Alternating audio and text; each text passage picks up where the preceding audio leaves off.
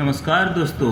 एक व्यक्ति के पास धन है, सम्मान है, परिवार में सुख है और जीवन में सब कुछ ठीक चल रहा है, फिर अचानक धीरे धीरे उसकी शांति क्यों कम होने लगती है? संबंध बिगड़ने क्यों लगते हैं? निर्णय गलत क्यों होने लगते हैं? और जो कुछ वर्षों में बनाया था वह कुछ ही समय में क्यों हाथ से निकलने लगता है? अब प्रश्न यह है, क्या यह केवल भाग्य का खेल है या फिर हमारे आसपास कुछ ऐसे लोग भी होते हैं जिनकी संगति और नियत हमारे जीवन को भीतर से कमजोर कर देती है? राजा जनक ने एक दिन अष्टावक्र जी से पूछा, गुरुदेव, क्या सच में किसी दूसरे व्यक्ति की बुरी नजर से मनुष्य का सुख और समृद्धि नष्ट हो सकती है? अष्टावक्र बोले, राजन, हर बुरी नजर आंखों से नहीं देखी जाती। कुछ नजरें मनुष्य की नियत में छिपी होती है और कुछ हमारी अपनी कमजोरी को जगाती है। जनक ने पूछा, तो ऐसे लोगों को पहचानना कैसे जाए? अष्टावक्र जी मुस्कुराए, पहचानने की जल्दी मत करो राजन, क्योंकि जो व्यक्ति बाहर से सबसे अपना दिखाई देता है, कभी कभी वही सबसे गहरी परीक्षा बन जाता है। ये बात सुनकर जनक शांत हो गए। अष्टावक्र जी ने आगे कहा, मान लीजिए किसी किसान ने बरसों की मेहनत से एक सुंदर खेत तैयार किया। फसल लहलहा रही थी। गांव के बहुत से लोग उसे देखकर प्रसन्न हुए, लेकिन एक व्यक्ति ऐसा था जो हर बार खेत को देखकर कहता, देखना, इस बार फसल नहीं बचेगी। किसान उसकी बात पर ध्यान नहीं देता था, लेकिन धीरे धीरे वह उस व्यक्ति के शब्दों से डरने लगा। उसने खेत की देखभाल में जल्दबाजी शुरू कर दी, गलत निर्णय लेने लगा और अंत में नुकसान हो गया। राजन, खेत का केवल उस व्यक्ति की नजर ने नष्ट नहीं किया, किसान के मन में बैठा भय उसके गलत निर्णयों का कारण बना। जनक बोले, अर्थात बुरी नजर से अधिक खतरनाक उसका प्रभाव है। बिल्कुल राजन, लेकिन अष्टावक्र जी ने तुरंत एक बात कही, और अभी मैंने आपको उन 3 लोगों में से किसी का नाम नहीं बताया जिनसे मनुष्यों को सबसे अधिक सावधान रहना चाहिए। जनक ने पूछा, क्या वो शत्रु होते हैं? नहीं राजन, यही तो रहस्य है। उनमें से कुछ शत्रु दिखाई ही नहीं देते। और यहीं से राजा जनक के लिए एक ऐसी सीख शुरू हुई जो केवल राजाओं के लिए नहीं, हर मनुष्य के लिए थी। अष्टावक्र जी बोले, पहला व्यक्ति वह है जो आपकी उन्नति देखकर भीतर से प्रसन्न नहीं होता।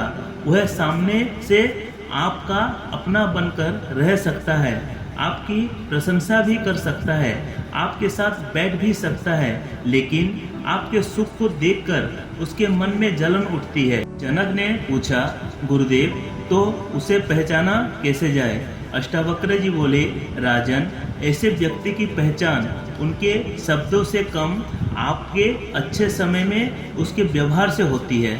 मान लीजिए 2 मित्र हैं, एक को अचानक व्यापार में बहुत लाभ हुआ। उसने अपने मित्र से ये बात कही। मित्र ने मुस्कुराकर बधाई तो दी, लेकिन उसके मन में ये विचार आया कि इसे इतना लाभ कैसे हो गया, उसे तो मुझसे आगे नहीं बढ़ना चाहिए था। कुछ समय बाद वो मित्र छोटी छोटी बातें कहकर उसे गलत निर्णय लेने के लिए उकसाने लगा। इतना धन किस काम का, अभी मत बचाओ, खर्च करो, फला व्यक्ति की बात मान लो, बहुत लाभ होगा। धीरे धीरे वो व्यक्ति अपने ही धन के साथ ऐसे निर्णय करने लगा जिससे उसे नुकसान होने लगा। अष्टावक्र जी बोले, राजन, ईर्ष्या करने वाला व्यक्ति हमेशा आपका धन नहीं छीनता, कभी कभी वह आपके विवेक को कमजोर कर देता है। जनक ने कहा, तो ऐसे व्यक्ति से दूरी ही उचित है।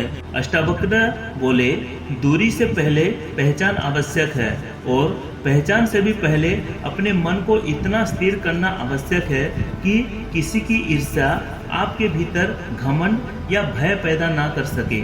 फिर अष्टावक्र जी कुछ देर शांत रहे और बोले, लेकिन राजन, पहला व्यक्ति तो बाहर दिखाई दे गया, दूसरा उससे भी अधिक कठिन है, क्योंकि वह आपकी प्रशंसा करता है। जनक चौंक गए।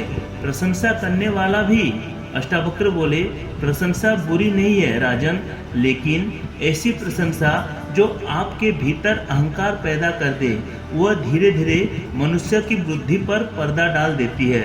उन्होंने उदाहरण दिया, एक राजा को उसके आसपास के लोग प्रतिदिन कहते थे कि महाराज जैसा बुद्धिमान कोई नहीं।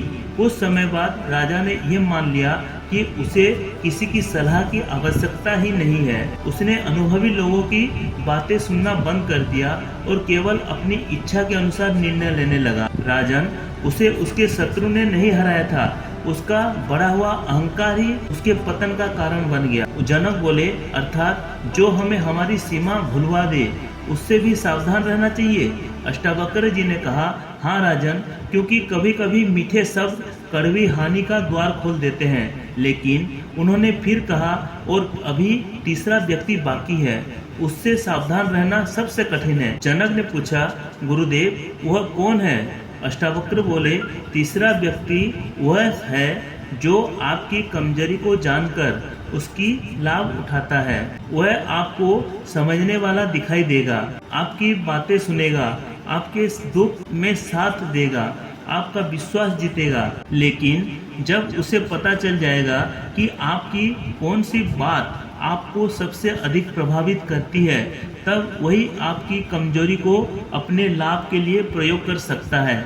आगे अष्टावक्र जी बोले, मान लीजिए किसी व्यक्ति को धन खोने का बहुत भय है। कोई उसके इसी भय को जान ले और बार बार कहे कि यदि तुमने मेरी बात नहीं मानी तो तुम्हारा सब कुछ चला जाएगा। भय के कारण वो व्यक्ति सोचने की शक्ति खो सकता है और वही कर सकता है जो दूसरा उससे करवाना चाहता है। इसी प्रकार किसी को सम्मान की बहुत चिंता हो तो कोई उसके सम्मान के नाम पर उसे नियंत्रित कर सकता है। किसी को अकेले रहने का भय हो तो कोई उसके इसी भय का लाभ उठा सकता है। अष्टावक्र बोले, राजन, जिस व्यक्ति को अपनी कमजोरी का ज्ञान नहीं, वह दूसरों के हाथ में आसानी से चला जाता है। जनक ने गंभीर होकर पूछा, तो इन तीनों से बचने का उपाय क्या है गुरुदेव? अष्टावक्र जी ने कहा, पहला, ईर्ष्या करने वाला व्यक्ति से अपने जीवन की हर बात साझा मत करो। दूसरा, ऐसी प्रशंसा से सावधान रहो जो तुम्हें अपने से बड़ा समझने लगे। और तीसरा, अपनी कमजोरियों को पहचानो, क्योंकि जिसे अपनी कमजोरी का ज्ञान है उसे कोई आसानी से अपना दास नहीं बना सकता। जनक ने पूछा, लेकिन गुरुदेव, क्या हर व्यक्ति पर संदेह करना चाहिए? अष्टावक्र जी मुस्कुराए, नहीं राजन, संदेह से जीवन सुरक्षित नहीं होता, विवेक से होता है। हर मुस्कुराने वाला शत्रु नहीं होता और हर कठोर बोलने वाला अपना नहीं। इसीलिए मनुष्यों को चेहरा नहीं, व्यवहार देखना चाहिए।